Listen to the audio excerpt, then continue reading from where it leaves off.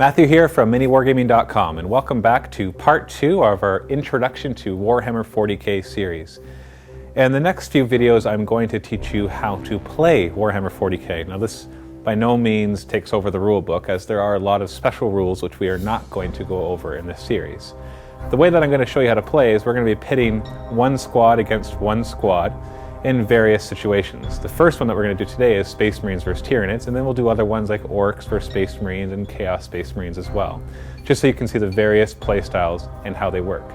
Now, if you really want to get an in-depth feel for the game, we post a lot of battle reports for Warhammer 40k as well as other games.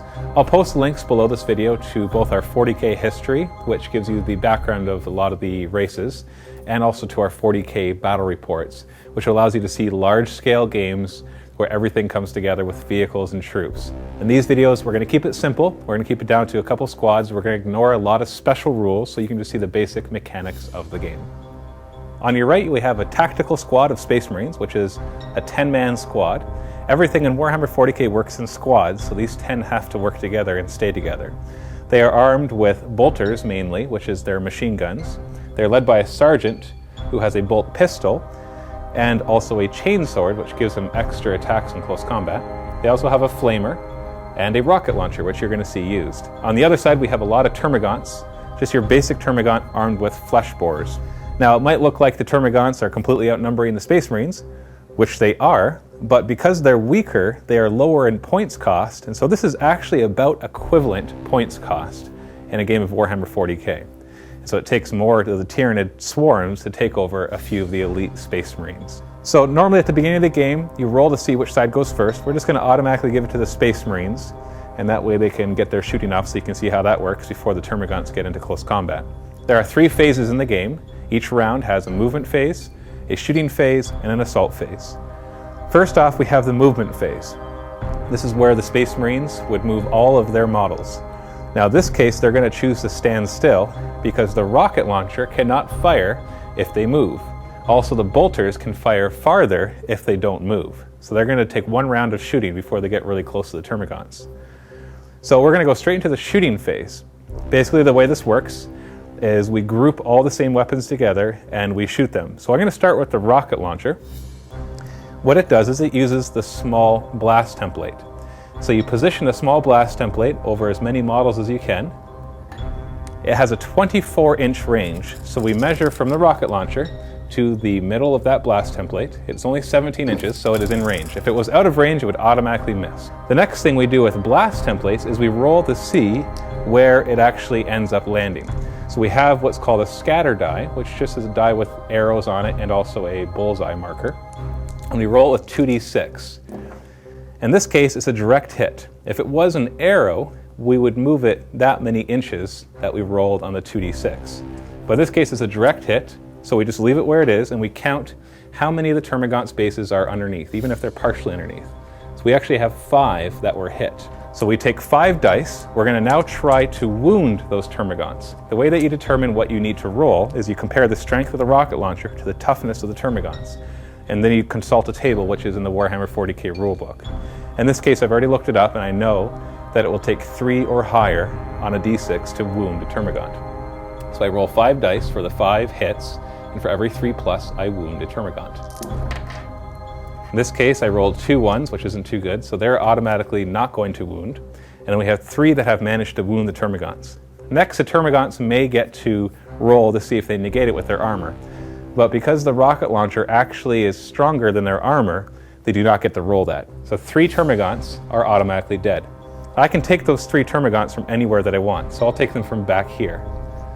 So 3 termagants have now been destroyed by that rocket launcher. There's also a flamer in here, and he uses the flame template, which you would put towards his base and then point wherever you like. Obviously, you can see that is out of range, so we're not going to bother with that. Lastly, we're going to fire all of the bolters. Now, the bolters, if they stand still, can fire up to 24 inches, or if they're within 12 inches, they can do something called a rapid fire, which allows them to fire twice. So we pretty much are sure that these are going to be more than 12 inches away. So 12-inch mark is just before. So all of the guys with bolters are within 24 inches. So they all get to fire. Because they're all using the same weapon, we can fire them all at the same time rather than one at a time, which would take a long time. there are 7 guys armed with bolters, so we take 7 dice. Now the first thing we have to do is roll to see if they hit. The rocket launcher just did that with a blast, but these guys just roll according to how good they are at shooting. In this case, their ballistic skill, which determines what they have to roll, tells me they have to roll a 3 or higher just to hit. So we're going to roll the 7. And there's 2 1s in there, so they are misses. So 5 of the bolters hit. Now we roll to see which of those 5 will actually wound a termagant. And once again, I already looked it up on the table. I know I need to roll a 3+. There's 1 2 in here, so that does nothing. So there are 4 wounds. Termagant's armor is not good enough to be able to roll against the bolter, so 4 of the termagants automatically die. I'll take them from over here. So you can see that 7 termagants have already died to the fire from the Space Marines. But there are still lots of termagants left. They're basically ammunition, so they're used to being killed before they get to the opponents. That's the end of the shoot phase for the Space Marines, so now it's the assault phase. Now, they can't assault because they're not within 6 inches, and also because they fired weapons that stop them from assaulting, such as the rocket launcher. So now we're going to go over to the Tyranids Turn. So in the movement phase, they are going to move up. Pretty much everything can move 6 inches. Now, the guns that the termagants are using don't have the same restriction as the Space Marines, so they are still allowed to shoot even after they fire. An easy way to move a lot of units is just to measure the front ones and then keep the rest pretty much in the same formation that they were in before they started to move.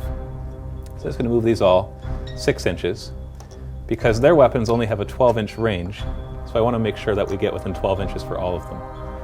And then we're going to try to assault. We'll see if we're within 6 inches of assaulting. So now I can go into the shooting phase. I measure from the back to see if these back guys can hit. If they couldn't, these guys could still shoot. So you just see how many can shoot. And they are all within 12 inches.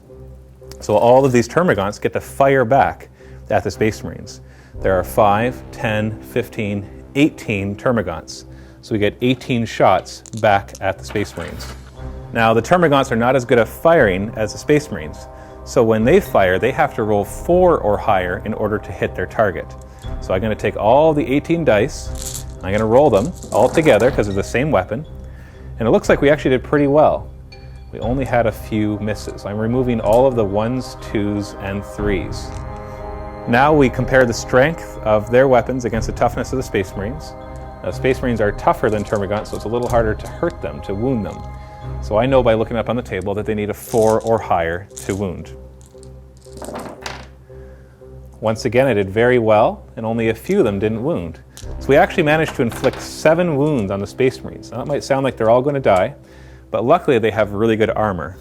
And the armor is better than the weapons that were firing at them, so they get to use it. So now they're going to roll their armor saves. So for every wound that they took, they get to roll a die. And for every 3+ they get to ignore that wound because they have a 3+ armor save. So we're going to take our 7 dice and see how many can manage to save those rolls.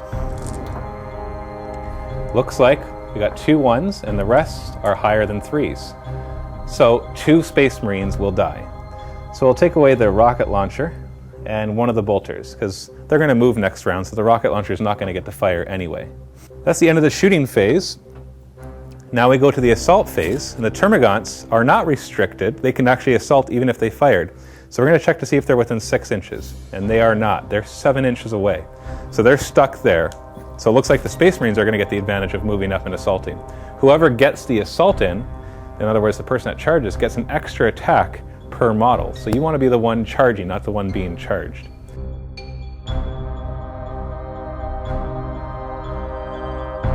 Visit miniwargaming.com to see our videos 1 month early.